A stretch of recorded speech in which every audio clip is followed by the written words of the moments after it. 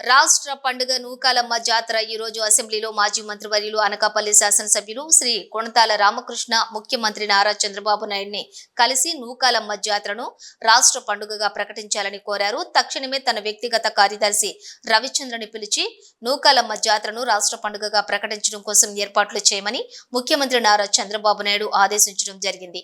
ఈ కార్యక్రమంలోని అనకాపల్లి పార్లమెంటు సభ్యులు సీఎం రమేష్, హిందూపురం శాసనసభ్యులు నందమూరి బాలకృష్ణ మరియు కేంద్ర మంత్రివర్యులు కింజరపు రామ్మోహన్ నాయుడు పాల్గొన్నారు. కోరిన వెంటనే నూకాలమ్మ జాతరను రాష్ట్ర పండుగగా గుర్తించాలని ముఖ్యమంత్రితోటి మాట్లాడిన ఉప ముఖ్యమంత్రి కొణిదెల పవన్ కళ్యాణ్ కి కొణతాల రామకృష్ణకి ప్రత్యేక ధన్యవాదాలు తెలియజేశారు.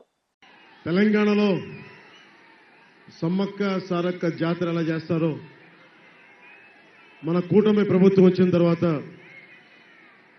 ఒక్క అనకాపల్లి ఉత్తరాంధ్రకే కాదు, మన నూకాలమ్మ జాతరని రాష్ట్ర ప్రభుత్వం గుర్తించేలాగా రాష్ట్ర ప్రభుత్వం దిగువ వచ్చి అమ్మవారికి పట్టు వస్త్రాలు పెట్టేలాగా ఆ చర్యలు మొదట రాగానే మనమే తీసుకుందాం. అది